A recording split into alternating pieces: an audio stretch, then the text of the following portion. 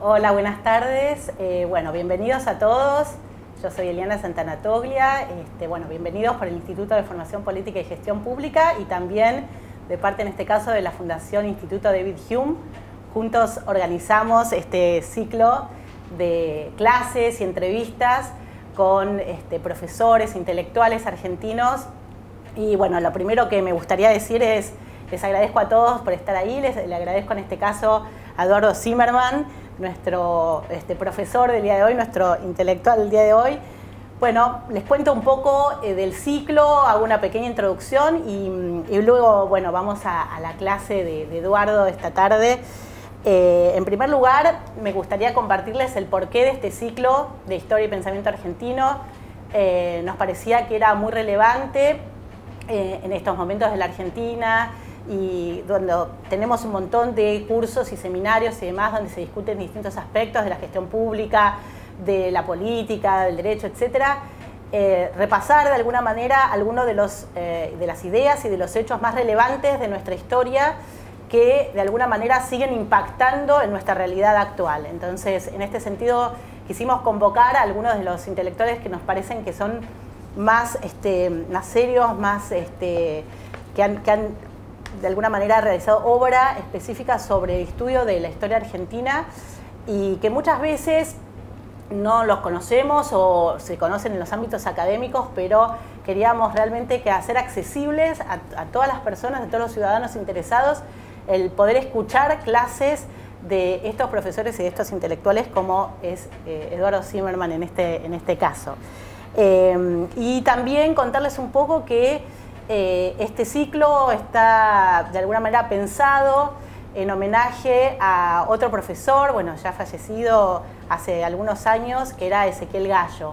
Ezequiel Gallo, si ustedes quizás algunos ya lo conozcan, era un historiador e intelectual argentino que produjo mucha obra, no solo en el ámbito de la historia, obras, digamos, clásicas como La Pampa Gringa o la obra con Botana de la República Posible a la República Verdadera, sino también obras biográficas como la de Carlos Pellegrini o la de Alem, sino que también era un pensador de las ideas, era un historiador de las ideas y muchos alumnos como yo de alguna manera llegamos a la obra, por ejemplo, de la Ilustración escocesa del siglo XVIII a través de sus ensayos.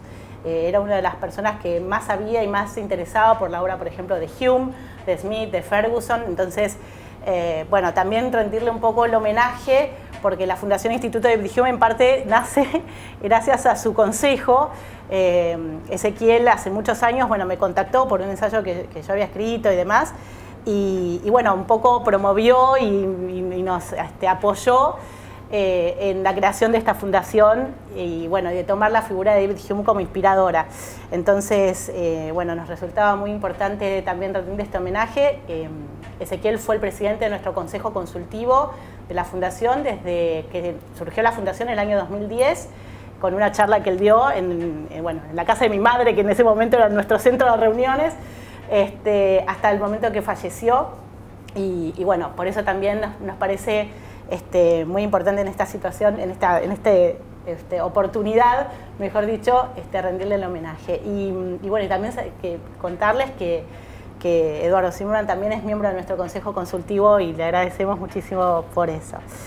Luego invitarlos, además de esta charla, al resto de las charlas que vamos a tener dentro del ciclo, solamente como para un adelanto. La semana que viene va a estar Enrique Aguilar, luego vamos a tenerlo a Roy Ora, luego una entrevista con Natalio Botana, que ha aceptado hablar sobre Alberdi y Sarmiento. Entonces, solamente como para contarles que esta es la primera de un ciclo de clases y charlas que esperemos sea muy interesante para todos.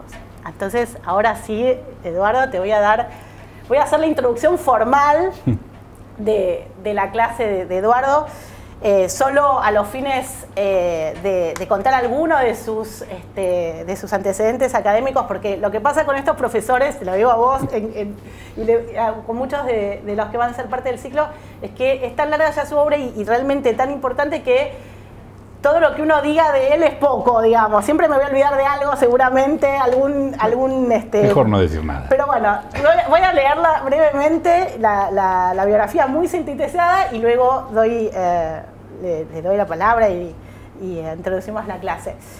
Bueno, Eduardo Zimmerman es abogado por la Universidad de Buenos Aires, obtuvo su doctorado en Historia por la Universidad de Oxford, del Reino Unido. Después de obtenido su doctorado, fue Junior Research Fellow en el Institute of Latin American Studies de la Universidad de Londres, fue Visiting Fellow en Kellogg Institute de la Universidad de Notre Dame, fue profesor visitante del Departamento de Historia de la Universidad de París I, Panthéon-Sorbonne, fue Edward LaRocque Tinker Visiting Professor del Departamento de Historia de la Universidad de Columbia, de New York, y bueno, actualmente es el director del programa de posgrado en Historia de la Universidad de San Andrés. Bueno, él ha publicado, bueno, fue vicerrector, académico y rector de esa universidad previamente. Entiendo que fuiste vicepresidente de la Academia Nacional de Historia hasta hace muy poco tiempo. Y bueno, tiene una extensísima obra. Algunos de sus libros son, bueno, Los liberales reformistas, la cuestión social en la América, Judicial Institutions in 19th Century Latin America, Los saberes del Estado, las prácticas del Estado, las fuerzas de guerra en la construcción del Estado en América Latina en el siglo XIX. Bueno, esas son las últimas obras que tienen que ver también un poco con lo que hoy vamos a ver. Y antes de presentar la clase, solo decir que yo tuve el orgullo de ser alumna de Eduardo hace unos 20 años ya, más o menos, no hagamos números. La verdad, fue un placer ser alumna de él y disfrutaba muchísimo sus clases, y quiero en este caso invitarlos a disfrutar la clase que hoy nos va a presentar. Eduardo va a hablar sobre constitucionalismo y liberalismo en la Argentina del siglo XIX y XX. Bueno, básicamente el proceso constitucional y cuáles fueron los instrumentos políticos e ideas que guiaron la construcción de las naciones independientes en Hispanoamérica y en particular en la Argentina, pero ya para no extenderme yo, le doy la palabra a Eduardo y le agradezco de antemano. Gracias, Eduardo, por estar esta tarde con nosotros. Muchas gracias, Eliana, por la invitación. Muchas gracias, además, por la generosísima introducción. Es un honor para mí inaugurar, además, el ciclo con una lista de invitados que me hace pasar vergüenza. No. Y también me da mucha alegría que el ciclo tenga como una especie de suerte homenaje a la memoria de Ezequiel Gallo, que fue no solo un gran historiador, como vos ya dijiste, que contribuyó muchísimo a la historiografía argentina, en particular a la historia del liberalismo en la Argentina, pero que además en términos personales fue un gran maestro. Yo también fui muy cercano a él, llegué a sentirlo más que un maestro, casi como un amigo, y se lo extraña mucho, ciertamente. Así que me da mucha alegría la conjunción de esas dos cosas, participar del ciclo y el recuerdo de Ezequiel en el mismo. Yo creo que una de las ideas que a Ezequiel lo interesaba fue precisamente la manera en la que la tradición del pensamiento político argentino se cruzaba con estas ideas sobre el Estado, la organización constitucional, si bien él venía originalmente de la historia social y económica, y algunas de sus contribuciones más importantes a la historiografía argentina vienen de ese campo. Citaste a La Pampa Gringa, ese gran estudio sobre la colonización agrícola de Santa Fe. Pero también, como vos indicaste, fue virando en sus últimos años para incorporar más estudios sobre la historia del pensamiento político, la historia de las instituciones. Me acuerdo mucho de un trabajo muy relevante para el tema de hoy, que es ese estudio comparativo sobre Alberdi y Leandro Alem en el momento del 80, en la federalización de la ciudad de Buenos Aires. O sea que él fue incorporando a su mirada estas ideas sobre el plano institucional, podríamos decir, ¿no? Bueno, para comenzar con el tema de hoy, por supuesto, la idea misma de constitución es una idea muy cercana a la tradición del pensamiento político liberal. Uno podría hacer una especie de trazado histórico de la evolución del concepto mismo de constitución, de un punto inicial en el que la idea de constitución es una discusión sobre la estructura, sobre la elección de una forma de gobierno, ¿no? Y esto viene casi desde el mundo clásico, leyendo a los griegos, leyendo la famosa clasificación de las formas de gobierno de Aristóteles, las tres formas buenas y las tres formas malas, ¿no? La monarquía, la aristocracia y la república, contrastadas con la tiranía, la oligarquía y la democracia. La democracia tenía un mal nombre en esa clasificación de las formas de gobierno, pero sobre todo esa idea que en eso consistía la Constitución, en la elección de una forma de gobierno. Es recién en un segundo momento histórico cuando el constitucionalismo, no solo la idea de una constitución, sino el constitucionalismo como cuerpo de ideas, es visto como una especie de mecanismo de protección de los derechos individuales y del límite a los poderes del gobierno. Y es en ese segundo momento en el que la idea misma de constitución se cruza más claramente con la tradición política del liberalismo.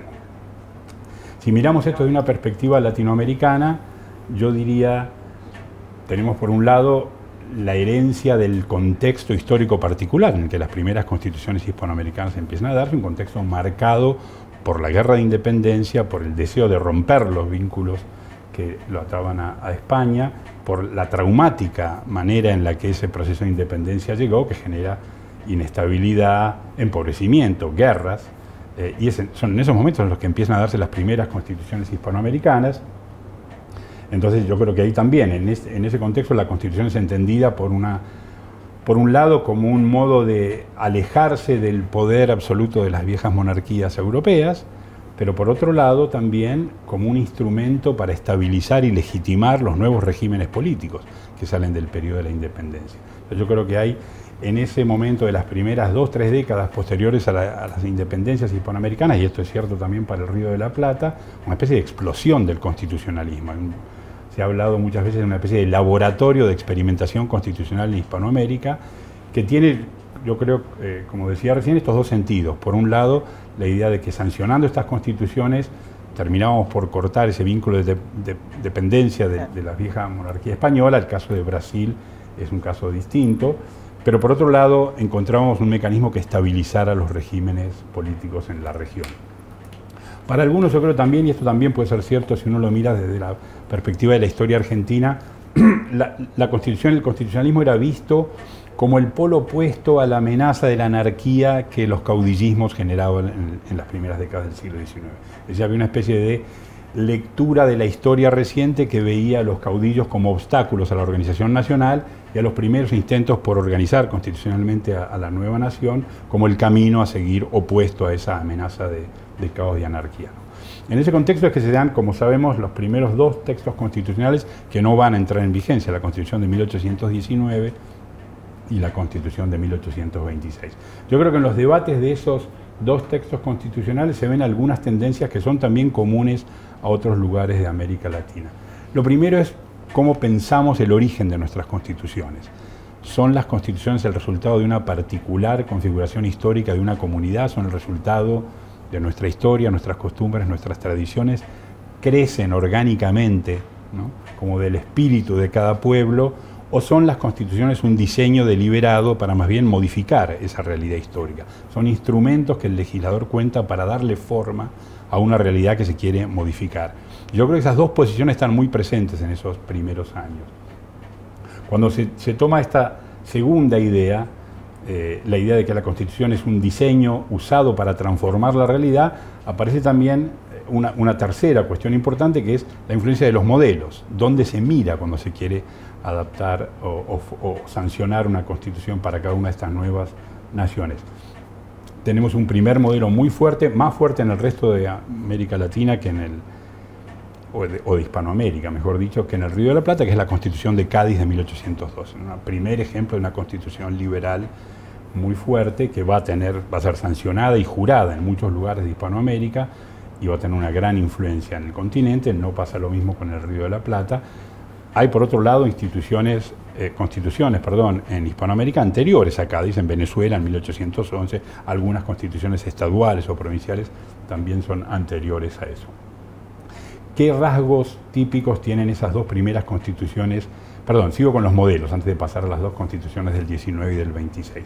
Si Cádiz es un modelo fuerte en Hispanoamérica, y por vía indirecta, yo diría, es también un modelo importante las constituciones de la Francia revolucionaria. Finalmente, Cádiz es, en cierto modo, una adaptación de la Constitución francesa de 1791. Por vía indirecta, esa Constitución es también un modelo para las primeras constituciones hispanoamericanas. El otro gran modelo alternativo va a ser la Constitución de Filadelfia de 1787, la Constitución norteamericana, ¿no es cierto? Y después hay referencias a otros modelos posibles, la tradición política británica, por ejemplo, cuando hablaba hace algunos minutos de esa idea de la herencia clásica de las formas de gobierno. La Constitución histórica británica es, en cierto modo, una actualización de ese viejo modelo de la constitución mixta, que combina algo de cada una de las formas buenas de gobierno, ¿no? ¿Cierto? La tradición británica combinaba el uno, la monarquía, los varios en una cámara alta de los lords hereditaria y el elemento popular en la Cámara de los Comunes. Combinando un poco de cada forma de gobierno, esa tradición del gobierno mixto, de la constitución mixta, iba a asegurar gran estabilidad. Si uno lee los debates en las actas de los congresos que conducen a las constituciones del 19 y del 26, esa tradición del gobierno mixto es lo que impera. Todos los constituyentes afirman que ese es el camino a seguir, una constitución que combine sabiamente un poco de cada una de esas formas de gobierno. Sigue estando presente esa especie de desconfianza hacia la idea de democracia como una forma muy turbulenta de gobierno, muy inestable, que debe ser atemperada por la presencia de elementos aristocráticos y de un ejecutivo ahora republicano, porque el Río de la Plata ha abandonado rápidamente la posibilidad de adaptar formas monárquicas, pero un ejecutivo muy fuerte, ¿no? Esa tradición de gobierno fuerte va a persistir, como vamos a ver, es un rasgo de permanencia en el pensamiento constitucional latinoamericano y rioplatense en particular. Son, por otro lado, constituciones liberales, incorporan cartas de derechos, no una carta formalmente, pero sí enumeración en varios artículos de derechos. Yo diría es interesante, a diferencia de la Constitución del 53, la enumeración de los derechos individuales está al final de las constituciones del 19 y el 26. Muy interesante que Alberdi, o los constituyentes de Santa Fe, mejor dicho, anteponen a la discusión sobre la estructura de la forma de gobierno la enumeración de los derechos individuales. Uno percibe ahí la manera en la que hacia mediados del 19 se ha consolidado ahora una concepción de un constitucionalismo liberal que ve a la Constitución primero como una enumeración de derechos individuales y establecimiento de garantías de esos derechos, ¿no es cierto? Pero las constituciones del 19 y del 26 son constituciones liberales, tienen esta enumeración de derechos, tienen, frente a otras constituciones latinoamericanas, una versión atenuada de esa herencia de Cádiz, que a pesar de ser una constitución liberal, imponía, por ejemplo, una religión de Estado, ¿cierto? Lo que nos habla también de la manera en la que la Ilustración católica en Hispanoamérica juega y le da forma a una tradición política diferente a la de la Ilustración y el liberalismo continentales europeos, por ejemplo. En muchas constituciones latinoamericanas se repite ese artículo de la Constitución de Cádiz: la única religión aceptada es la religión católica, ninguna otra es admitida, etc. Las constituciones del 19 y del 26 declaran que la religión de la nación argentina es la católica, pero tienen una versión más atenuada, no prohíben formalmente el culto de otras religiones. Entonces hay esa combinación de defensa de derechos individuales con rasgos que las enmarcan todavía en esa tradición de una Ilustración católica propia de Hispanoamérica. Y finalmente el rasgo muy fuerte de esas dos constituciones es su carácter centralista, lo que va a condenarlas, digamos, porque precisamente es ese rasgo centralista es lo que va a forzar a las provincias a rechazarlas.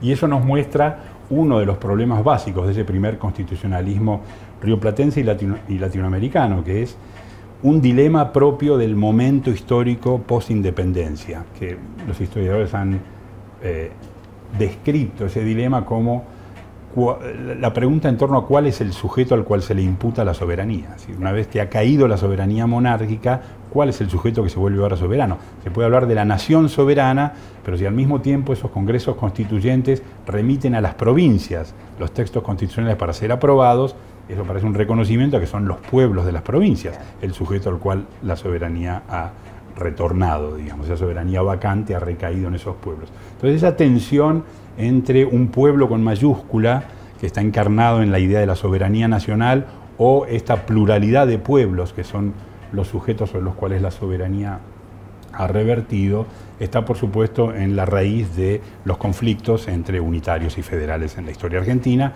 y explica por qué el rechazo de esos primeros dos textos constitucionales del 19 y del 26. Pero en todo caso esos textos han dejado una primera preocupación propia del liberalismo político y de la tradición republicana de esas décadas post-independencia.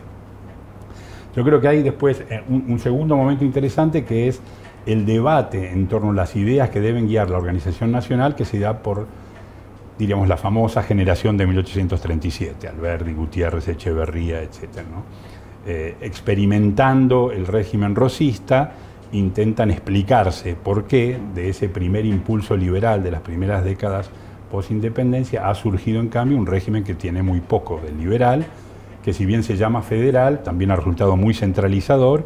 Entonces ahí hay una serie de debates y discusiones que si bien no encarnan en un texto constitucional, esta generación de jóvenes exilados, casi todos, empiezan a escribir sistemáticamente sobre las ideas que deben guiar a una nueva generación para organizar el país. Y hay por un lado un costado muy liberal en esas discusiones, sabemos los escritos de Echeverría y de Alberdi en ese sentido, se mantiene también cierta desconfianza, diría, hacia los elementos democráticos de la organización constitucional, una crítica a la ingenuidad de la primera generación de liberales que ha producido el ascenso de un régimen como el rosista, en particular la ley de elecciones de Rivadavia de 1821, el Estado de Buenos Aires, que otorgó prácticamente un sufragio masculino universal, casi, todo hombre libre, mayor de 21 años, y que estos jóvenes de la nueva generación ven como en la raíz del ascenso de Rosas, ¿no? Esa generación de liberales, va a decir Echeverría, le dio la lanza y el sufragio al proletario y fue responsable del ascenso del rosismo. Hay que entonces repensar la manera en la que la tradición del liberalismo debe acercarse a la organización constitucional. Alberdi va a ser un gran representante de ese nuevo enfoque, podríamos llamarlo más historicista, más asentado en la mirada sobre las condiciones particulares del país, de lo que el país necesita, y no orientado a la copia de un modelo particular. Si bien, como sabemos, al momento de llegar a la organización constitucional en 1852, después de caído Rosas, después de la batalla de Caseros, se sugiere frecuentemente que el texto constitucional sancionado en Santa Fe es una adaptación de la Constitución americana. Alberdi, que había escrito sus famosas bases para la organización constitucional, que fue uno de los textos que los constituyentes tenían en Santa Fe, se apartó del modelo americano y dijo con todas las letras que las condiciones particulares de la historia argentina precisaban un modelo propio, sui generis, que tomara algunas cosas del modelo americano, pero que miraba además la particular situación de Hispanoamérica para adaptar el texto constitucional a esa realidad. Entonces yo diría, el texto de Santa Fe es una siguiente etapa en este cruce entre ideas de constitucionalismo y de liberalismo, y está sentado en dos observaciones centrales para Alberdi, que son, primero, la necesidad de construir un poder ejecutivo nacional fuerte, y Alberdi, como sabemos, va a tomar, podría decir, dos sugerencias muy importantes del constitucionalismo latinoamericano de la primera mitad del siglo XIX. Uno son las experiencias bolivarianas, yo diría, las ideas de Bolívar, que había sugerido en su famoso discurso al Congreso de Angostura que las nuevas naciones hispanoamericanas necesitaban presidentes republicanos que se comportaran como reyes, pero estuvieran vestidos de ropaje republicano, ¿cierto? La construcción de un ejecutivo fuerte era un elemento necesario, dado el vacío de poder que la caída de la legitimidad monárquica había producido en la región. Había que restituir esa autoridad construyendo poderes ejecutivos fuertes. Segundo, la desconfianza hacia formas federales puras y la necesidad de construir, si no regímenes unitarios, por lo menos formas de federalismo más centralizadas. Entonces yo creo que una de las columnas del texto constitucional del 53 va a ser precisamente la construcción de un federalismo más centralizado y un ejecutivo muy fuerte, con facultades muy amplias, que Alberdi va a tomar no solo de esas ideas de Bolívar, sino también de la Constitución chilena de 1833. Un ejemplo exitoso de organización constitucional que va a hacer de Chile, yo diría, una excepción dentro de la inestabilidad política de la primera mitad del siglo XIX en Hispanoamérica. Uno podría decir el caso del Imperio Brasilero por un lado y la República de Chile por otro, son los dos ejemplos de estabilidad. Entonces eso impacta mucho en Alberdi y él va a tomar de ese modelo constitucional el centro de esa intención por construir un régimen más centralizado y un presidencialismo muy fuerte. La segunda columna, yo diría, es una construcción de un marco de derechos y libertades civiles y económicas muy amplias, pensado sobre todo con un carácter casi, yo diría, instrumentalista. La Constitución va a ser un instrumento de transformación y para poder transformar la realidad histórica argentina se necesita conceder un marco de libertades y derechos civiles y económicas muy amplias. Y esa es la segunda pata, yo diría, del sistema constitucional del 53. Uno podría decir, hay ahí una tensión posible que en el futuro va a ser complicada de resolver entre la construcción de este poder centralizado y un ejecutivo muy fuerte y al mismo tiempo esta idea de conceder derechos y libertades civiles y económicas muy amplias, muy fervientemente liberales en la manera en la que Alberdi escribe ellas, pero que coexistían precisamente con esa estructura de poder muy centralizado que seguramente estaban llamadas a entrar en tensión como lo hicieron en el futuro. El texto va a ser reformado en 1860, como sabemos, y eso va a facilitar el reingreso de Buenos Aires, que se había negado a jurar la Constitución del 53 y se había dado un texto constitucional propio en 1854. Después de ese periodo de secesión y por vía militar y por negociaciones, Buenos Aires reingresa a la Confederación, reformando la Constitución del 60, acercándola en cierto modo al modelo americano, que el Grupo de Buenos Aires sí tenía en mayor estima que lo que Alberdi lo tenía.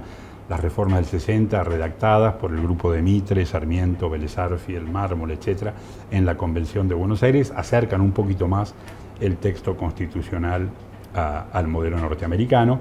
Y en esa década siguiente, yo diría, es el punto culminante de mayor influencia del modelo constitucional norteamericano en la Argentina. Durante la presidencia de Sarmiento, Sarmiento se encarga de subsidiar, diría, un programa de traducciones de doctrina constitucional norteamericana que circulan por los juzgados federales, los jueces y la Corte Suprema empiezan a adaptar fallos de la jurisprudencia constitucional norteamericana, y hay ahí sí un momento de mucha influencia de la doctrina constitucional norteamericana en la Argentina. Al mismo tiempo, Sarmiento, como sabemos, antes de alcanzar la presidencia ha estado en los Estados Unidos y se ve muy influido por la experiencia de la guerra civil norteamericana y sobre todo de la presidencia de Lincoln en esos años, y eso ejerce sobre él una influencia también muy fuerte en la creencia que los regímenes republicanos liberales hispanoamericanos debían contar con esos ejecutivos fuertes, como Lincoln había mostrado durante la Guerra de Secesión. En momentos de emergencia, el presidente debía ser capaz de tomar medidas que iban incluso hasta un poco más allá de lo que el texto constitucional permitía. Y Sarmiento va a ser un gran creyente de eso, lo que es un segundo momento histórico de refuerzo de esta persistencia de un ejecutivo fuerte en la tradición constitucional argentina y el potencial peligro que eso plantea para la tradición liberal, la otra dimensión de ese constitucionalismo argentino.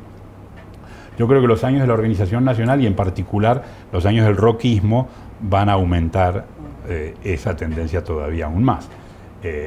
El eje político, si se quiere, se mueve del Grupo de Buenos Aires hacia el interior, pero las tendencias son similares, un federalismo más centralizador y un ejecutivo fuerte de la mano de Roca que asume un rol protagónico cada vez más y más central.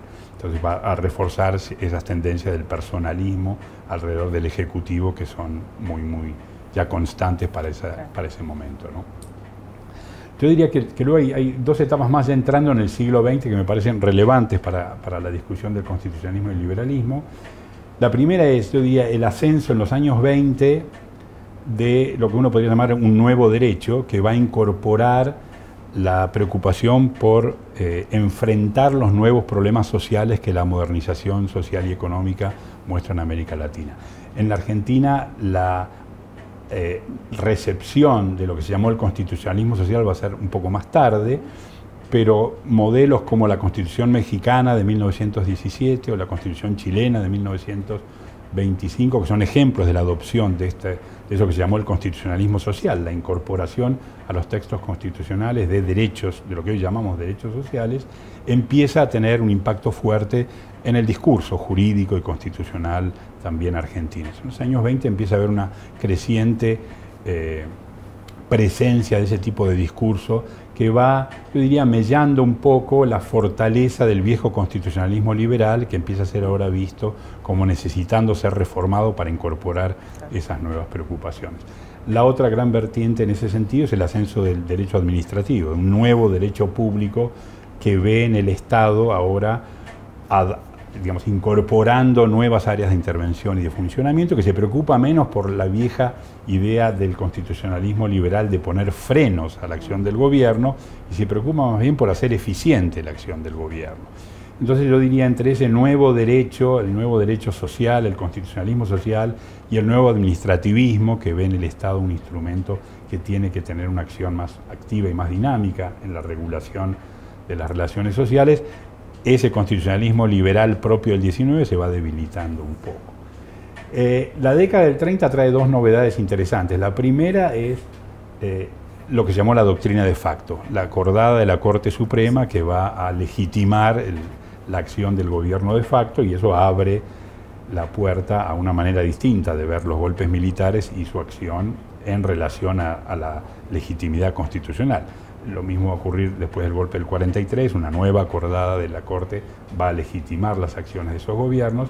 Y yo diría la segunda iniciativa importante es el intento de reforma constitucional del presidente Uriburu para incorporar a la Constitución del 53 la representación funcional. Iniciativa que fracasa, como sabemos, pero que deja en el aire esta idea de hay una nueva manera de pensar la representación política. Los años de la década del 30 van a traer esta idea del corporativismo y la representación funcional, que ciertamente se aleja un poco del ideal de la representación democrática liberal clásica. Finalmente, yo diría, para no excederme el tiempo y poder pasar a preguntas, el otro gran momento es el golpe del 43, el ascenso del peronismo, y yo diría dos momentos claves para la evolución constitucional argentina. Uno es el juicio político a la Corte, el desplazamiento de los jueces de la Corte Suprema y la instalación de una Corte Suprema muy adicta al régimen, y finalmente la Constitución de 1949, que yo diría es el punto de llegada de un proceso que intenta dar por caduco y terminado el viejo constitucionalismo liberal y basar una idea de constitución en principios completamente distintos. Arturo Sampay, yo diría uno de los juristas clásicos del peronismo, publica en 1942, si me acuerdo bien, un libro que llevaba por título La crisis del Estado de Derecho liberal burgués. Y eso es toda una declaración de principios sobre la manera en la que esa nueva manera de pensar una constitución ya tiene muy pocos puntos de contacto con el constitucionalismo liberal del 19 y que se abre ahí una etapa de construcción de algo distinto. Ahora sí, una ambiciosa plataforma de derechos sociales nuevos consagrados en el plano constitucional, en esa Constitución del 49, pero al mismo tiempo la construcción de, para utilizar el término de un jurista argentino muy conocido, Roberto Gargarella, una sala de máquinas de la Constitución que ha reforzado aún más la concentración de la autoridad en el Ejecutivo y que ha ido debilitando cada vez más los frenos institucionales de los otros poderes a ese Ejecutivo fuerte. Yo diría, ahora sí, para terminar y abrir un poco a preguntas, tres conclusiones.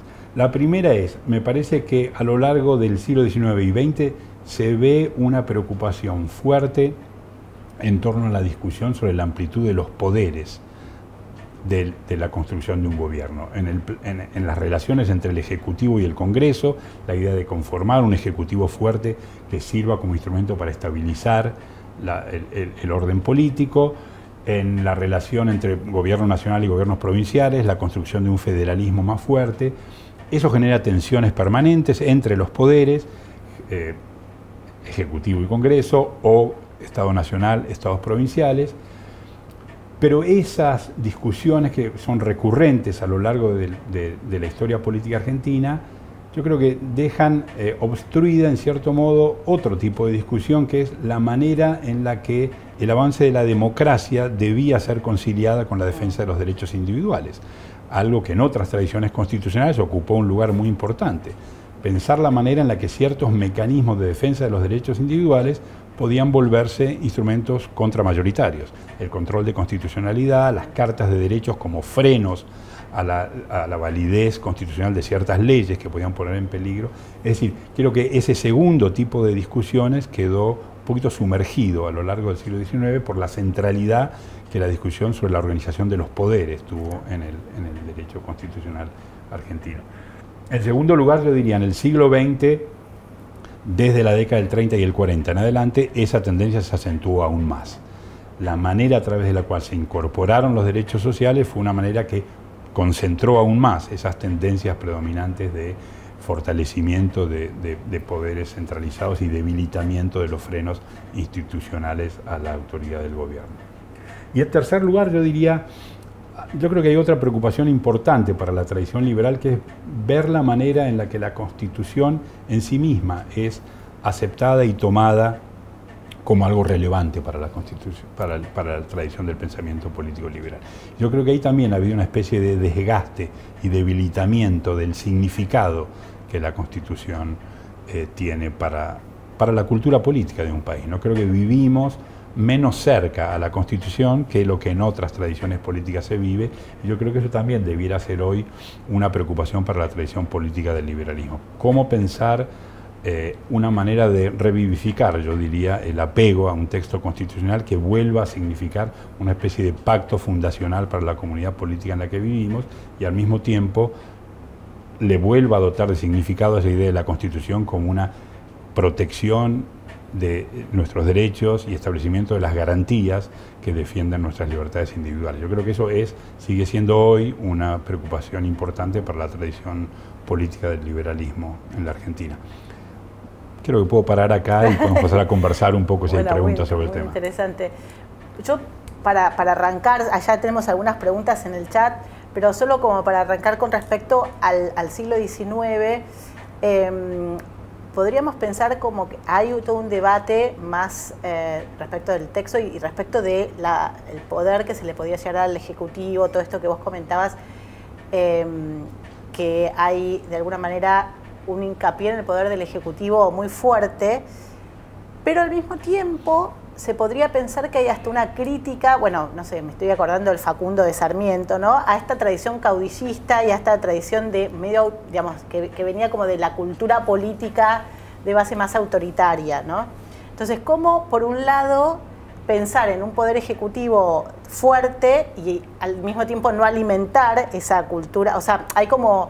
me acuerdo que lo estudié hace muchos años también para la maestría, el tema de si había una coincidencia entre la tradición de la cultura política del momento, digamos, de la población en la Argentina y ese proyecto constitucional, ¿no? Si iban de la mano o había algunos puntos de contradicción y de alguna manera, si iban de la mano, cómo limitar aquellos aspectos más, se podría decir así, autoritarios del caudillismo o de la tradición política local a través de la Constitución, poniendo justo una figura de un poder ejecutivo fuerte. No sé cómo se resuelve. Sí, yo creo que probablemente ese era uno de los dilemas que estaba en el centro del debate constitucional y también en esa oposición entre unitarios y federales, ¿no?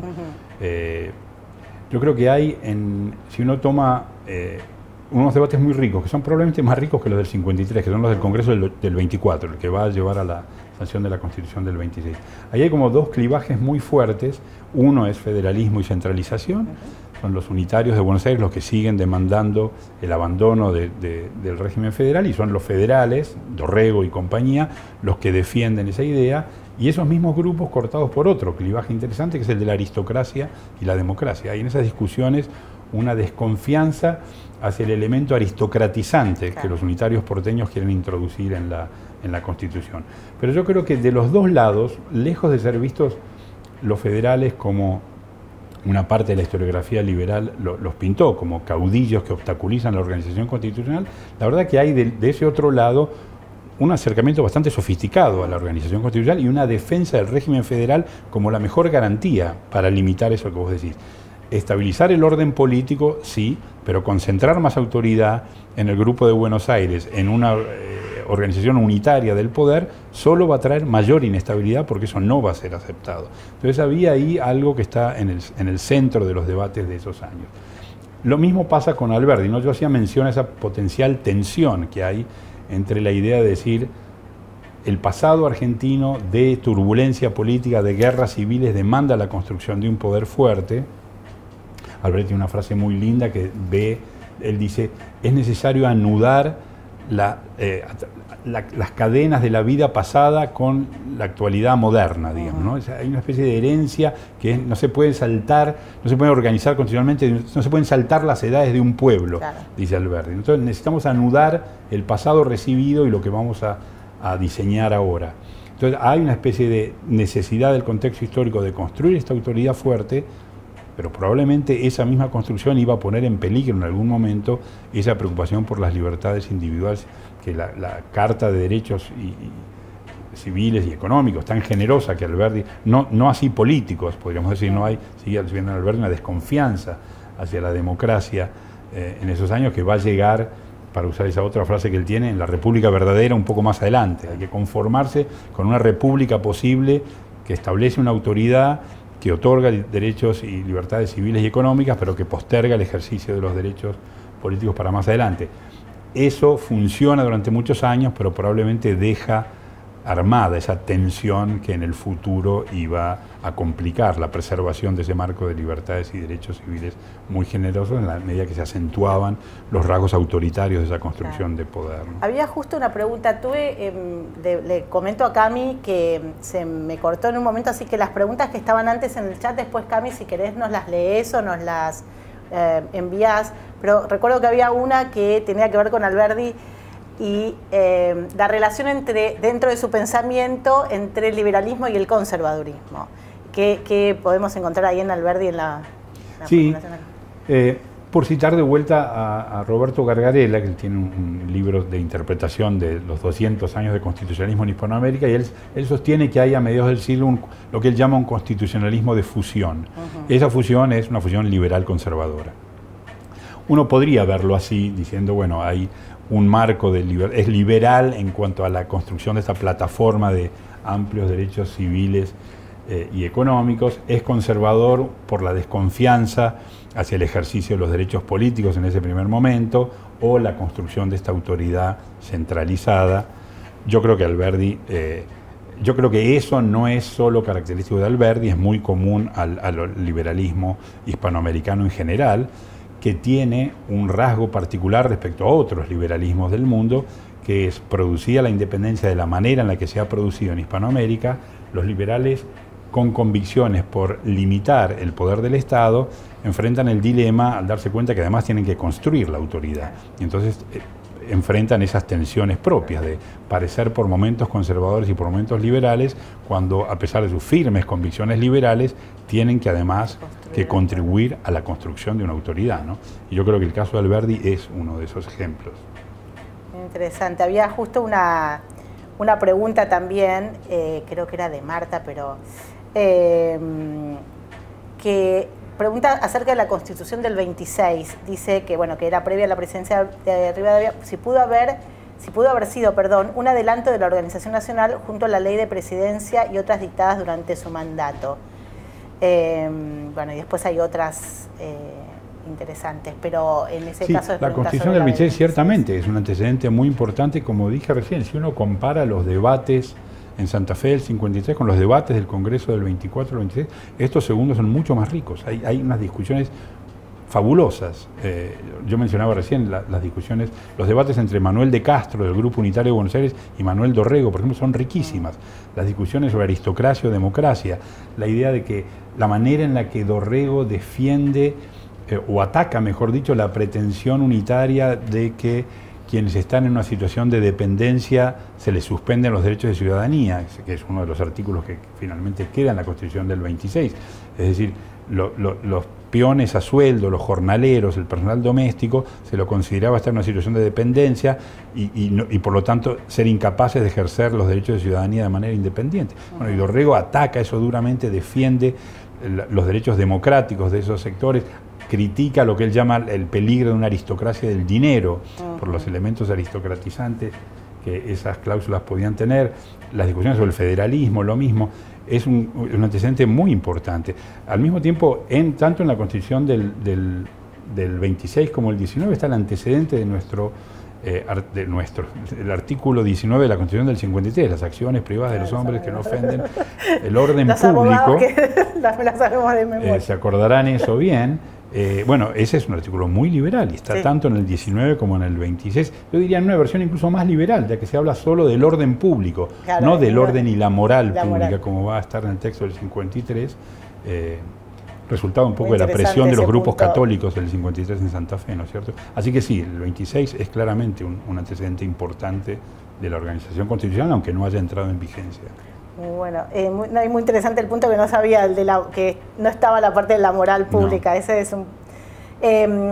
la persona que había hecho esa pregunta era Marta Padín. Y hay varias preguntas, pero no sé si, Cami, invitamos, hay varias ahí, Ivo Sarjanovich, Federico Sosa Valle, Daniel Cáceres, si alguno quiere hacer su pregunta, estamos con micrófono abierto ahora para, si quieren formularla vía oral, las preguntas. Si alguno se anima a abrir micrófono.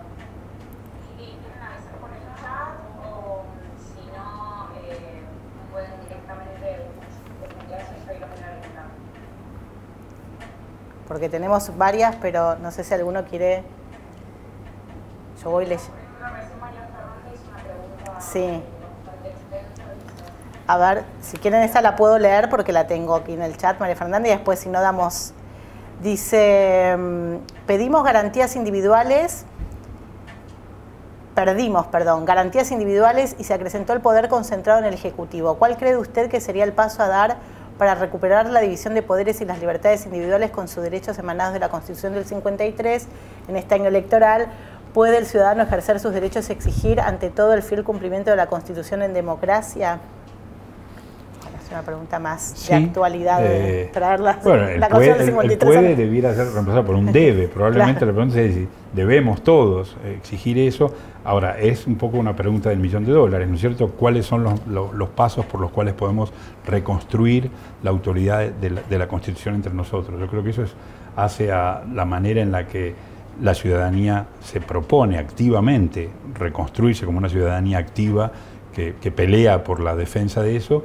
Y un poco por eso que yo decía en la parte final de la presentación, la idea de reconstruir el lugar que la Constitución debe ocupar en la cultura política de la comunidad, que no es simplemente un papel escrito, no son simplemente garantías puramente formales que deben ser dejadas de lado cuando queremos buscar derechos más sustantivos, como algunos defensores del constitucionalismo social postulan, sino que es el pacto fundacional de la comunidad política y que por lo tanto los políticos y los ciudadanos a su vez debiéramos volver a hacer de ese texto y de ese pacto fundacional el centro de nuestra vida política. Es una pregunta muy difícil de responder sobre cuáles son los pasos de eso, porque requieren diseño institucional, activismo político, cambios culturales importantes, pero creo que gradualmente eso sería una contribución interesante para revitalizar el papel de la Constitución en la cultura política local. Y dicho sea de paso, si uno lo mira desde la perspectiva de la tradición política del liberalismo, clave para revitalizar también esa tradición política en el debate político argentino, digamos. Muy interesantísimo. Bueno, tenemos, a ver, no sé si alguno... Sí.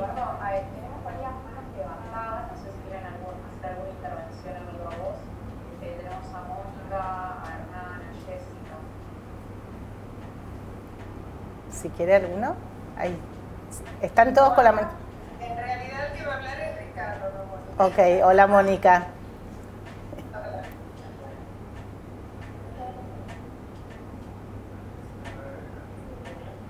Hola. Hola, sí.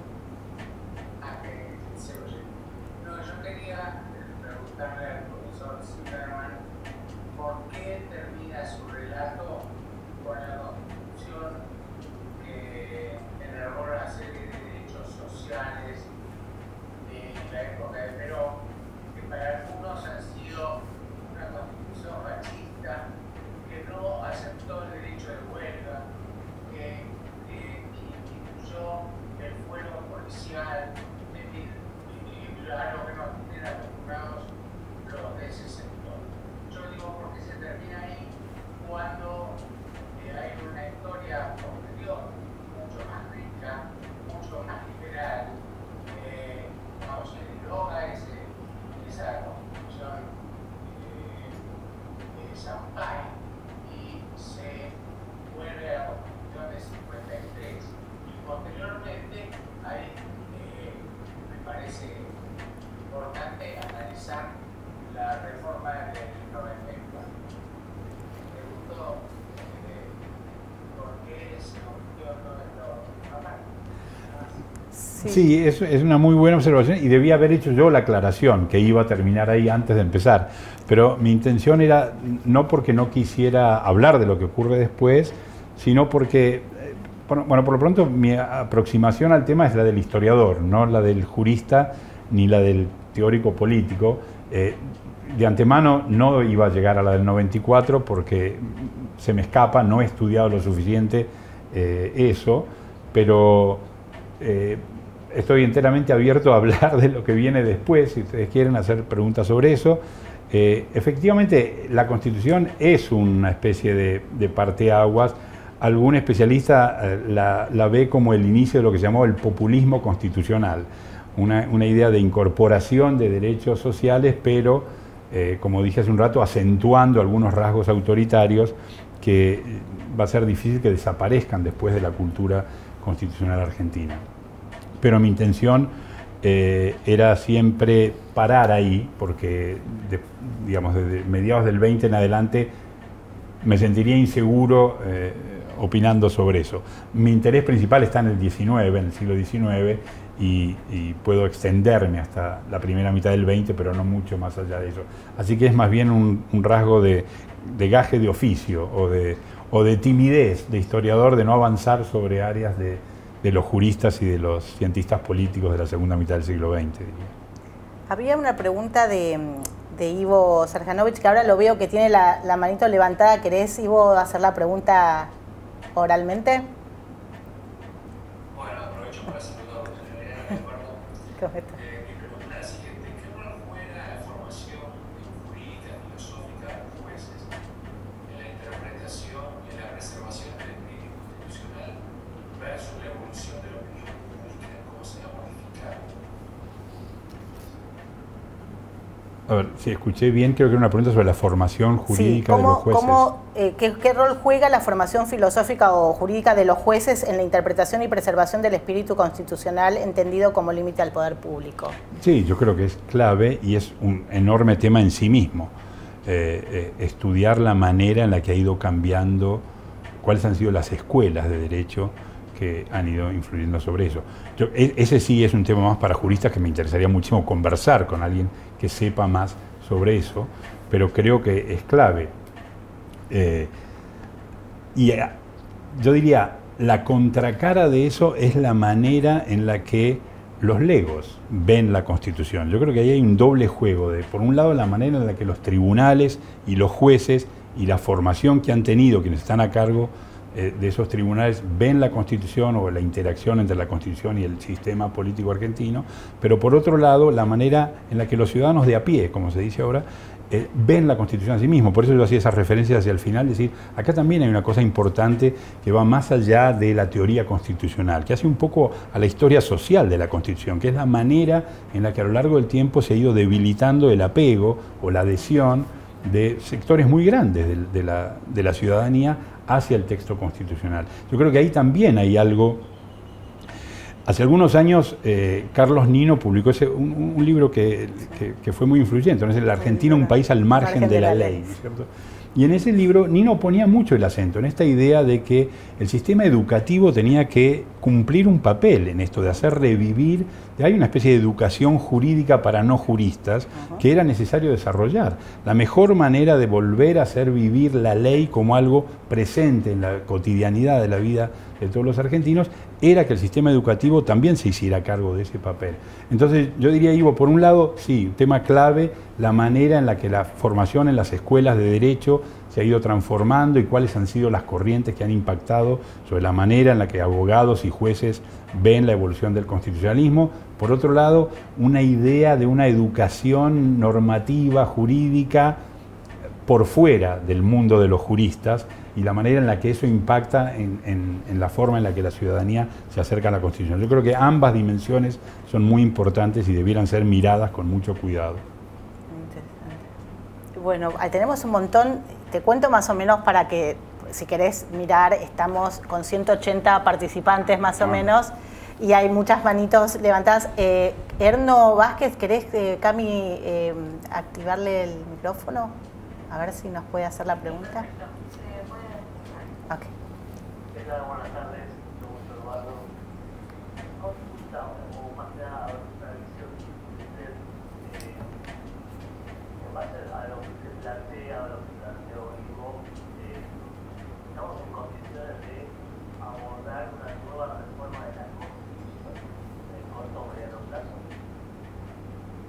Sí, estamos en condiciones de abordar una nueva reforma de la Constitución. Sí, de la Constitución a mediano plazo o a corto o mediano plazo.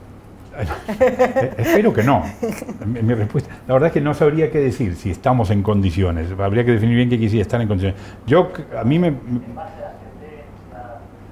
Bueno, seguramente hay gente que va a tener puntos en los que cree que hay una necesidad de volver a reformar y volver a introducir un diseño particular en tal o cual parte de la Constitución.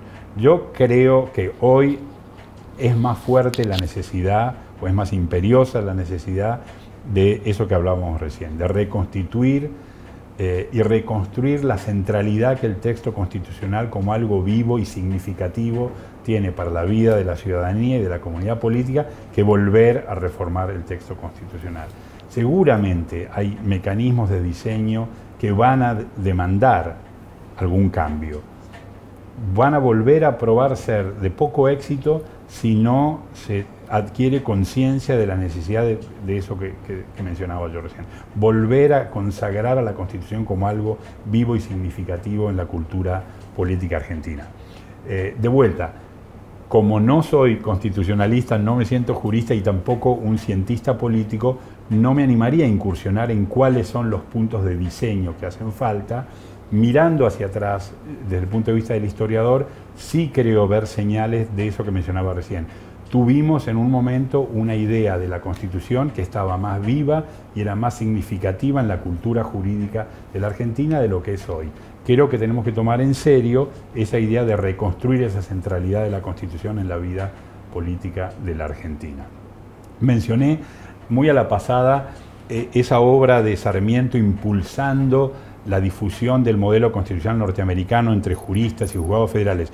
Otro rasgo tal vez más interesante que ese es la difusión de lo que llamaban los manuales del ciudadano, la manera en la que había una especie de obsesión por difundir la instrucción cívica en todos los sectores de la sociedad y que todo el mundo leyera estos pequeños manuales que estaban diseñados como textos a veces a manera de preguntas y respuestas para que se difundiera el contenido de los derechos individuales, qué significaba, cómo debían ser interpretados.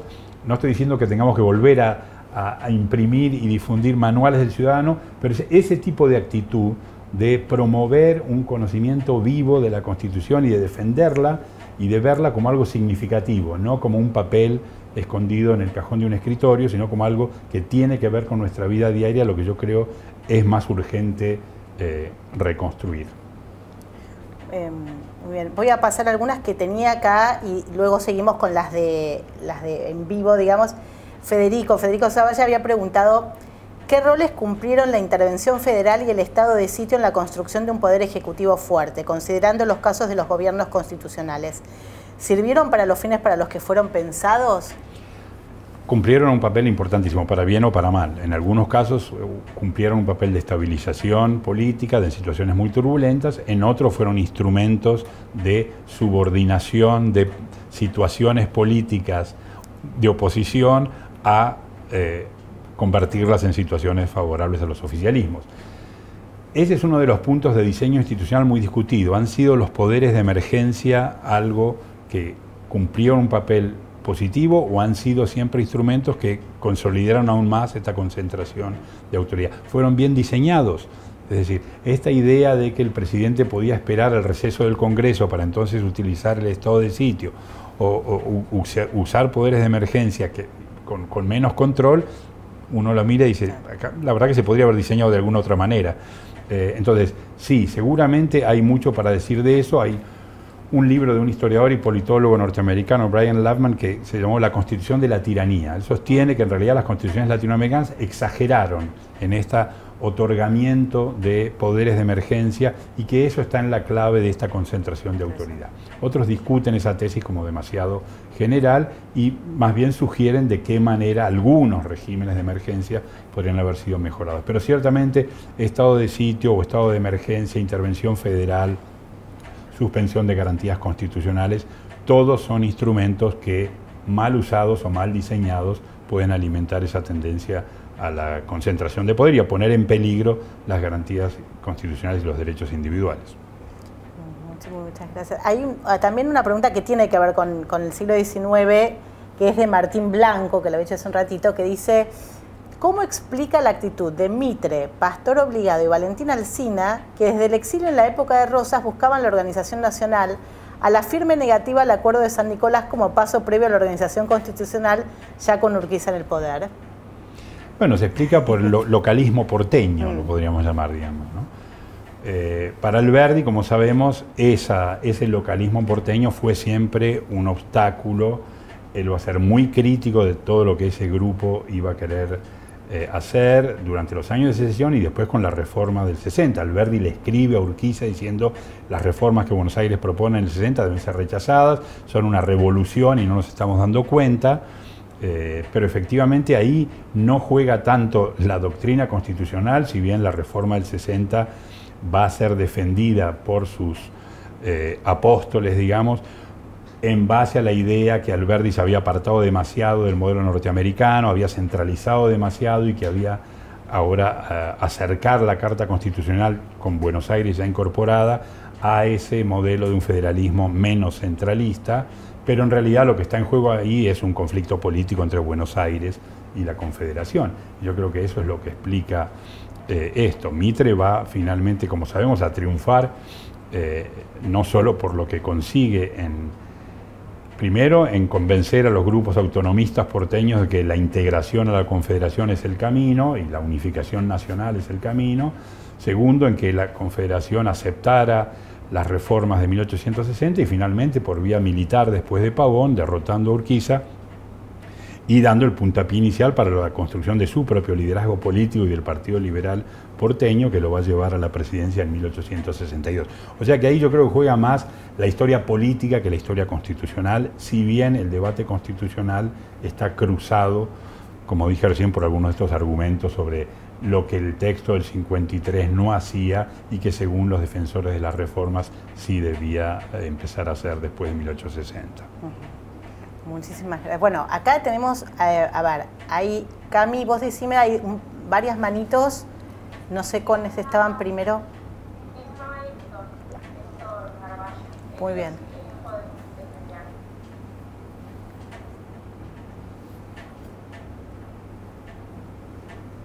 Buenas tardes. Buenas tardes. Sí, quería hacer una pregunta con respecto a la reforma constitucional del 94.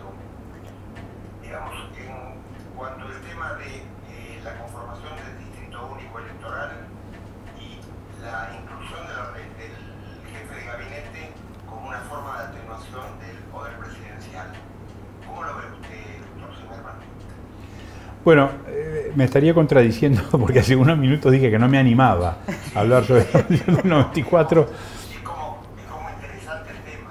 Sí, es muy interesante el tema. Yo lo pondría en términos más amplios. Yo creo que eso es parte de una discusión que empieza a darse muy fuertemente en los años 80 sobre el hiperpresidencialismo argentino y si había una manera de atenuar. Yo cité hace algunos momentos a Carlos Nino y él fue un protagonista importante de esas discusiones, el Consejo para la Consolidación de la Democracia ante la presidencia de Alfonsín, y se empieza a discutir esta idea de incorporar mecanismos como ese. Si me preguntan hoy a mí, la opinión es, digamos, no parece haber surtido mucho efecto en esa limitación, ¿no es cierto? Entonces, probablemente se nos abren dos caminos. Uno, decir, la cultura política argentina, diseñemos como diseñemos los mecanismos institucionales, y las reformas de constitución que querramos, la cultura política argentina es tan fuertemente presidencialista y tan fuertemente personalista que esos mecanismos resultan insuficientes para reformarla. Ese sería el camino culturalista de interpretación de eso, el que nos encierra en una especie de interpretación muy determinista sobre ciertos rasgos de la cultura política argentina que parecen ser resistentes a cualquier reforma constitucional. El otro camino, diría, es un camino más institucionalista, que es, diría, miremos bien cómo han sido diseñadas esas instituciones y veamos si no hay mecanismos de diseño alternativo. Pero ahí es donde yo no me animo a opinar. Eso es una pregunta para un teórico constitucionalista, para un jurista o para un politólogo, que podría ser un ejercicio de política comparada, mostrando cómo en otros regímenes parlamentarios o semiparlamentarios esos mecanismos funcionan mejor y evaluar si ese tipo de reforma con un diseño distinto puede tener más posibilidades de éxito en la Argentina o no. Es una respuesta poco satisfactoria a la pregunta, pero hasta ahí es donde me animo a decir. Bueno, Pero realmente es un tema interesante como usted lo enfoca, porque tiene que ver también con la cultura política de la sociedad, que tomando el tema del libro este de Una sociedad al margen de la ley, realmente también es cierto un tema que las sucesivas interrupciones de los procesos democráticos han hecho que la gente no se haga no se encarne bien con el tema democrático. Digamos, a partir del 83 estamos teniendo una etapa de continuidad en la cual veremos en el transcurso del tiempo si efectivamente da lugar para que la sociedad se comprometa más con el régimen democrático. Un comentario más y nada más. En la Constitución del 94 se determina un cambio electoral en el cual se instituye el distrito único. Eso es una pérdida importante para el federalismo. ¿Cómo lo ve usted? Sí, estoy de acuerdo, y eso fue siempre una discusión durante el siglo XIX también, esa discusión sobre la manera en la que la representación política debía respetar los rasgos del federalismo argentino. Yo creo que se le aplica lo mismo que dije antes, es una cuestión de pensar desde esas dos perspectivas, si hay algo del huevo y la gallina ahí, ¿no? Es nuestro poco apego a ciertos mecanismos institucionales, la consecuencia de rasgos culturales, ¿no? La anomia, como la llamaba Nino, la anomia de los argentinos, el desapego a la ley, ¿es un rasgo cultural que marca el fracaso de las instituciones o es la consecuencia de instituciones mal diseñadas que alejan a la ciudadanía del apego a la ley? En este caso también hay algo para verlo desde las dos perspectivas, ¿no? Una perspectiva cultural o una perspectiva institucionalista. Pero nuevamente encuentro ahí muy rápidamente mis limitaciones para dar opiniones muy fundadas sobre el tema y paro ahí. Muchísimas gracias. No, de nada.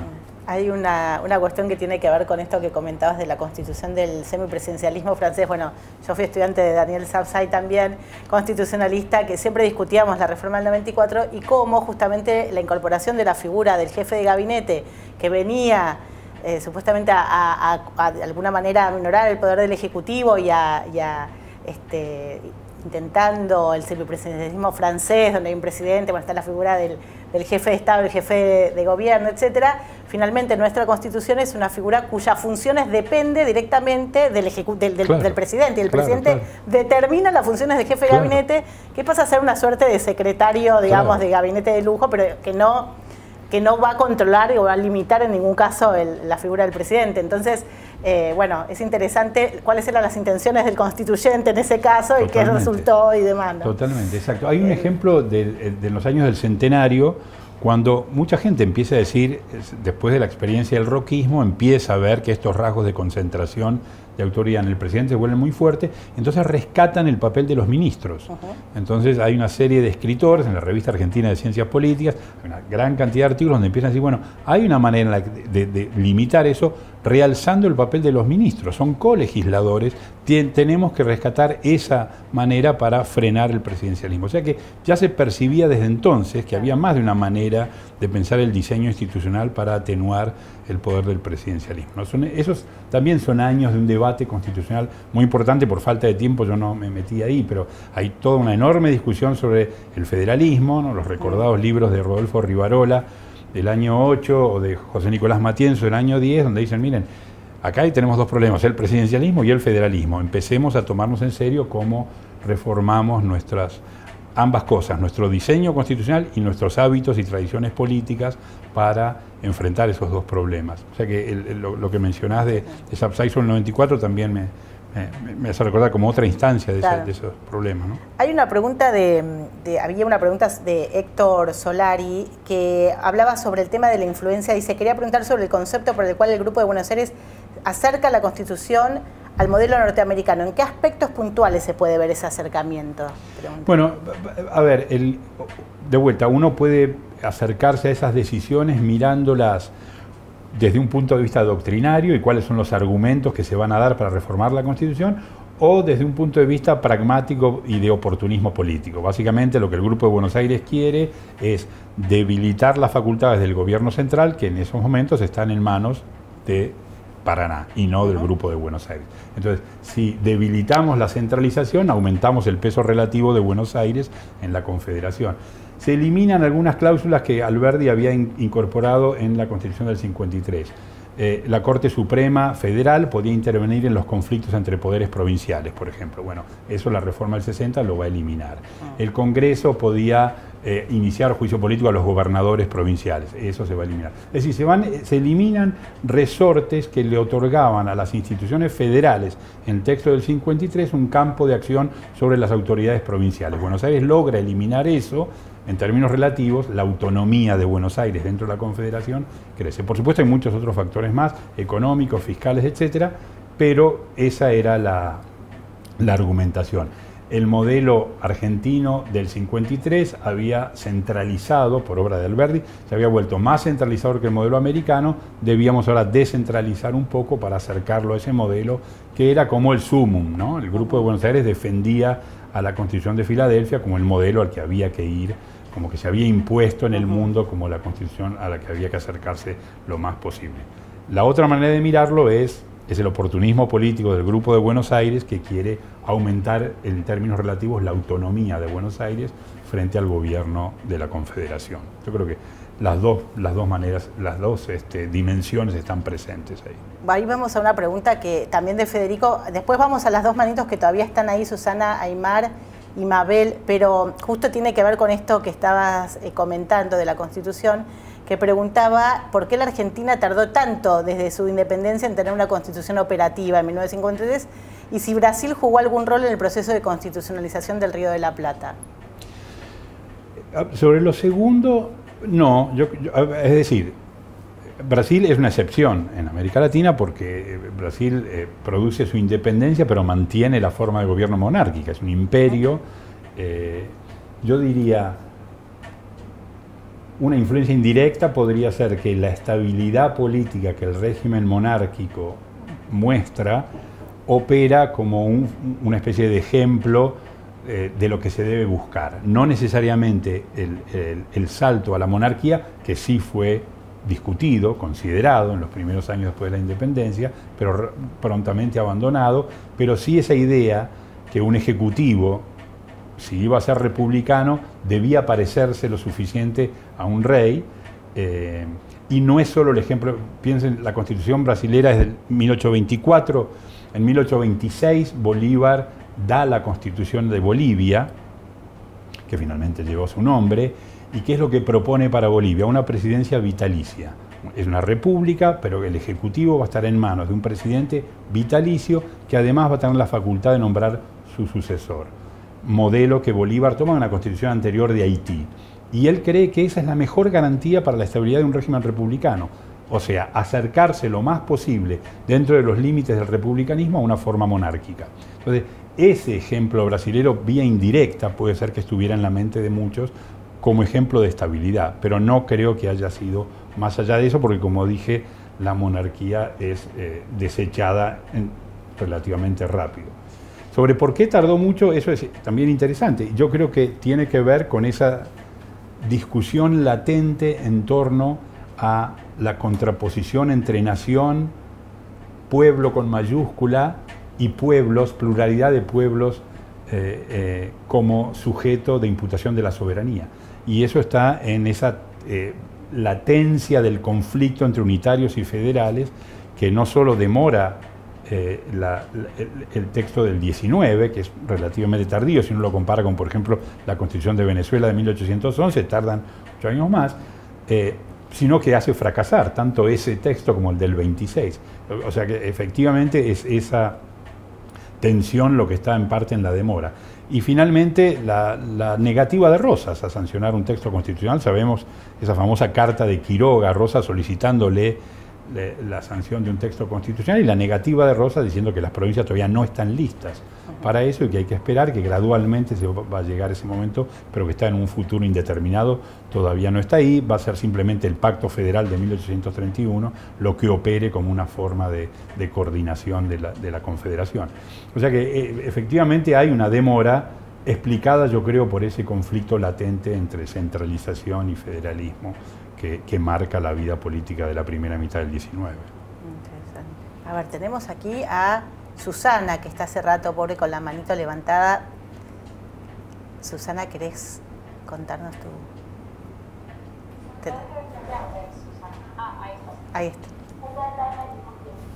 Buenas tardes. Buenas tardes. Mi pregunta es, a ver, se reformó la Constitución en 1999. ¿Quiénes son los constituyentes? ¿Quiénes son ahora los constituyentes? ¿Y por qué no se hizo una comparación de lo que se ha reformado, lo que nos va a conocer? A ver, estamos mucho política, pero se necesita saber ciertas cosas cuando se reforma una constitución o cuando se reforma algo, ¿no? Que ya no lleva a reformar. Estoy de acuerdo con las constituciones viejas del año 19, del año 26, ya nada. Pero ahora estamos en otra donde hay políticos que ya respetan esta constitución. O sea, nos pasa por abrir la cara. Lo bueno sería, me parece a mí, hacer una comparación de los artículos que se han reformado para ver si también o no al pueblo también más allá de que tiene la política mala que se gusta amo la constitución, pero bueno, a ver esta reforma, ¿por qué? ¿De qué? ¿Quién? ¿Ves que esto fue algo de mí, me parece? Preocupada por la bueno, es compararse por qué se da esta reforma. No sé, me parece. Tuve algunos problemas para escuchar bien la pregunta. Por un lado me pareció que era una pregunta sobre la Constitución del 94, de vuelta sobre el proceso de reforma del 94 y cómo evaluar lo que se produce ahí. Lamento ser muy aburrido y volver al caveat anterior, a mi reserva de no avanzar sobre el texto del 94 porque no me siento capacitado para juzgarlo de manera técnica. Pero sobre lo segundo me pareció entender que era una propuesta de volver a mirar más generalmente todas esas reformas y volver a ser discutidas. Eso me parece bien, yo creo que es parte de eso que yo llamaba la necesidad de reconstituir la vitalidad de la Constitución, de volver a poner la Constitución en el centro de la vida cívica, y eso necesariamente tiene que incorporar una manera en la que la ciudadanía esté preparada para debatir y discutir las cosas que le parecen que están bien o mal de la Constitución. Eso no quiere decir que abandonamos la Constitución a cada minuto porque tal o cual cláusula nos parece mal. Debatirla implica primero respetarla. Entonces aceptamos la Constitución, nos adherimos a la Constitución como el pacto fundacional de nuestra comunidad, pero estamos dispuestos a discutir y abrir discusiones sobre las cosas que nos parecen que deben ser corregidas. Eso me parece bien. Pido disculpas si no terminé de entender bien la pregunta del todo, pero había algunos problemas de sonido, me pareció. Que tenés... Apuntaba eso. Okay. Apuntaba eso tal cual a quizás reivindicar ciertos valores de reformas o de proyectos anteriores y poder hacer la comparación. Así que creo que está respondida tu pregunta, Susana. Está muteada. La parte de reforma, sería bueno que también se dé en la escuela porque estamos con una reforma que realmente mucha gente mayor que yo, de estos 50 años, que actualmente no le entiende. Que tanto en política es bueno no solo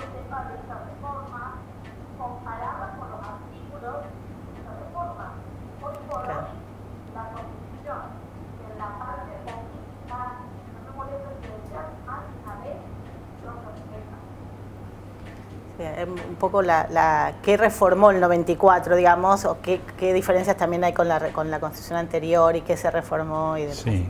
Bueno, eso algunas cosas es se parte salieron, de la educación ¿no? cívica, creo que tendríamos que difundir. Sí. No, bueno, digamos, yo acá me meto solo un bocadillo. Yo siendo abogada y profesora en la Facultad de Derecho, es sorprendente que inclusive los abogados y los estudiantes de Derecho muchas veces no sabemos la Constitución o no tenemos, digamos, un conocimiento profundo de la Constitución vigente, ni que hablar de las diferencias con la Constitución de 1853-60. Con lo cual, bueno, creo que lo que vos proponías de una suerte de profundización de la educación cívica de todos los ciudadanos, digamos, independientemente, sería interesante, en principio, para conocer qué dice la Constitución y después debatir, en todo caso, su aplicación, su interpretación y demás, ¿no? Pero, bueno, creo que viene por ahí. Había otra, Mabel, que también nos está esperando hace rato, con la manito. Buenas tardes, Mabel. Hola, ¿cómo están? Bueno, muy buenas tardes a los dos. Muchas gracias por la charla. Hola, Eduardo. Yo creo que hay un problema de tiempo, me permito, sin ser pedante, pero la señora que habló, que ama la política y que está tanto en política ahora, no se está reformando ninguna constitución. Primero eso, y no hay ningún constituyente en este momento. Esa es una primera cuestión. Segundo, no te voy a dar la reforma del 94, no te voy a preguntar de eso, pero sí me gustaría, ya que nombramos todo el tiempo del liberalismo, si podría refrescarme, sería tan amable, los 5 o 6 postulados centrales que dieron origen al liberalismo. ¿Puede ser, por favor? Porque se habla varias veces de eso. Y por último, decirle que yo particularmente adhiero a lo que dijiste más temprano, hace un ratito. Antes de reformar esta constitución que tenemos, sería bueno que todos la conozcamos y la hagamos cumplir, porque si no, las reformas siempre, si no aprendemos, si no conocemos, no sirven de nada. Así que quisiera eso, mi pregunta completa es 5 o 6 postulados que dieron el nacimiento al liberalismo. Gracias. Bueno, sí, eso daría para estar un rato largo, porque además el concepto mismo de liberalismo ha sido muy discutido y hay distintas versiones de qué es lo que entendemos por liberalismo. Yo diría un primer postulado básico es la idea que el poder del gobierno y de la sociedad debe ser limitado de tal manera de asegurar a todos los individuos un grado de autonomía sobre su vida, sobre su libertad, sobre su seguridad, sobre ciertos derechos esenciales, de modo que pueda desarrollar cada persona su plan de vida sin interferencias indebidas. Para eso es necesario establecer también un gobierno de leyes que fija y delimita claramente los derechos de los ciudadanos y los límites al poder. Ese cuerpo de normas, se supone, debe ser obedecido tanto por los gobernados como por los gobernantes, que están también entonces limitados por la ley. Y segundo, es igual para todos, no establece diferencias, por lo cual unos tienen algunos privilegios respecto al cumplimiento de esas normas sobre otros.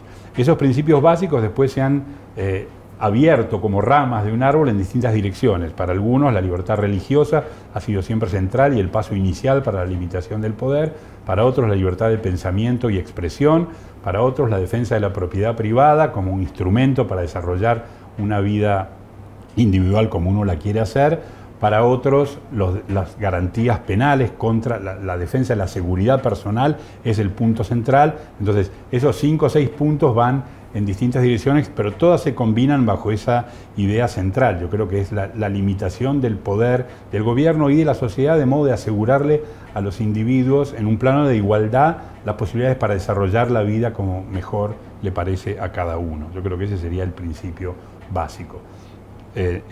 De ahí en adelante se abren distintas escuelas y tradiciones dentro del liberalismo y sería eso ya una discusión más larga, me parece. Sí, ¿no? Y aparte les comento, ya que estamos en este tema, que algunas de las reuniones del ciclo también se van a dedicar, por ejemplo, la semana que viene con Enrique Aguilar vamos a ver algunas de las escuelas del pensamiento liberal del siglo XVIII y XIX que se daban en el momento de la independencia de la Constitución Argentina y cómo funcionaron de alguna manera también en el pensamiento de algunos de los no solo de la Constitución, sino el clima de época del debate de ideas, político, claro, de ideas del siglo XIX y las del siglo XVIII y cómo influyeron en el siglo XIX. Y también luego va a haber otras reuniones con Klaus Gallo. Bueno, hay muchas pensadas en este sentido, así que van a tener oportunidad de escucharlo y de debatirlo. Tenemos 2 o 3 preguntas que las voy a hacer todas juntas porque tenemos poco tiempo ya, así sí, los vamos cerrando. Por un lado, había una pregunta ya hace un rato que ahora no tengo el nombre de la persona que la hizo, pero si en algún momento estuvo previsto en el sistema, en la redacción de la Constitución Nacional nuestra, el sistema de enmiendas, como en la de Estados Unidos, y qué opina de esto, digamos, de la enmienda como mecanismo de reforma constitucional. Esa era una. Luego había otra sobre si el Pacto Federal tuvo alguna incidencia en la redacción de la Constitución de 1853. Y había una anterior que me parece que es propia para otra reunión que vamos a tener con Roy Ora, porque tenía que ver, a ver si la encuentro, cuando el productor agropecuario dejó de ser conservador y tomó conciencia de ser terrateniente. Creo que se la podemos hacer a Roy. Vamos a dejar a Roy. Roy, justamente, la charla de Roy ahora va a tratar sobre el rol del campo y la relación con la política y el desarrollo económico en la Argentina desde Sarmiento hasta nuestros días, así que creo que vamos a tener oportunidad. Y había una última más general sobre cuál cree que es la relación, si es que existe, entre el modelo constitucional y el desarrollo económico de un país. Sí. Bueno, sobre esta última, sí, seguramente, muy importante. Para Alberdi, yo diría, era casi central. Alberdi tenía claro que la Constitución iba a ser, como él la llamaba, una Constitución de transición, una Constitución para transformar la realidad, y esa transformación empezaba por lo material, empezaba por la necesidad de transformar la realidad argentina de mediados del siglo XIX, de ser un desierto despoblado y alejado del mundo, integrarlo al mundo y empezar a recibir las grandes corrientes de inmigración y de inversiones de capitales que efectivamente transformaron económicamente a la Argentina en pocas décadas. O sea que ahí había una visión clara de que la Constitución debía cumplir un papel para eso. Debía ser eso el papel principal de la Constitución, eso podía ser discutido, pero ciertamente Alberdi vio en eso. Hasta el día de hoy seguimos con las mismas discusiones sobre la necesidad de contar con señales claras que otorguen una idea de seguridad jurídica, estabilidad, normas básicas de conducta que permitan ver con claridad las decisiones sobre la vida económica, en este caso, de ciudadanos, inversores, consumidores, etc. En ese plano es claro que hasta hoy la Constitución sigue cumpliendo un papel en eso. Es difícil pensar resortes de desarrollo económico si esas cosas mínimas no están aseguradas. Yendo hacia atrás las otras preguntas, una era el Pacto Federal. Sí, claramente es un antecedente importante. Recuerden que en Santa Fe están los representantes de muchas de esas provincias que habían firmado el Pacto Federal. Está ausente Buenos Aires, o sea que el clima de la Confederación está muy marcado por ese antecedente del Pacto Federal del 31. Y me olvidé la primera. El de las enmiendas, si hubo en algún momento alguna... Sí, la Constitución establece un mecanismo de enmienda. Bueno, en parte el tono polémico con el cual se inició la reforma que culminó la sanción de la Constitución del 49 es que la oposición denunciaba que el oficialismo no había seguido justamente el procedimiento de enmienda que la Constitución fijaba y había violado las normas y por lo tanto la Asamblea Constituyente era ilegítima. Hay una enmienda.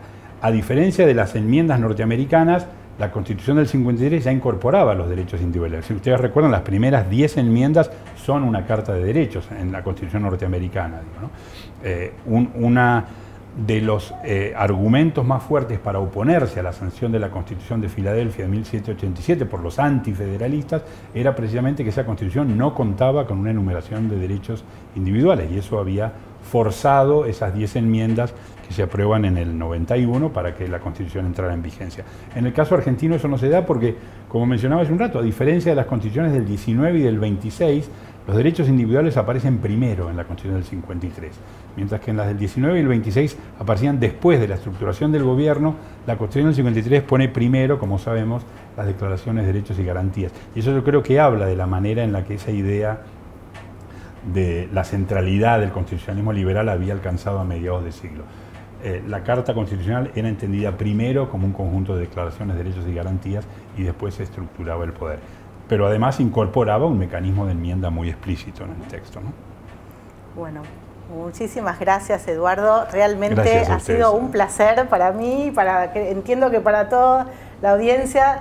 Estamos terminando casi con 150 personas atentas ahí. Bueno, y bueno, gracias. Solo un recordatorio muy breve para todos los que están escuchando, que el ciclo continúa y que los que ya están inscriptos van a ir recibiendo unas 24 horas antes de cada reunión su link para las próximas, o sea, no se tienen que volver a inscribir para las próximas reuniones, pero que sigue abierta la inscripción. Por lo tanto, si ustedes quieren recomendarlo, quieren mandarle a amigos o conocidos que puedan estar interesados en estas reuniones, en estos encuentros, sigue abierta la inscripción hasta el final, así que se pueden ir sumando a los distintos encuentros. Y te cuento que aquí, no lo pedimos hoy, pero había gente que estaba saludando desde todas partes del país, así que, y agradeciendo y diciendo que excelente la charla, así que bueno, muchísimas gracias, Eduardo. Muchas nuevamente. gracias por la invitación y gracias a todos por las preguntas y la discusión. Muchas gracias. Bueno, fue un placer y los esperamos entonces el martes que viene en la nueva reunión del ciclo con Enrique Aguilar. Bueno, gracias. Muchas gracias. Buenas tardes.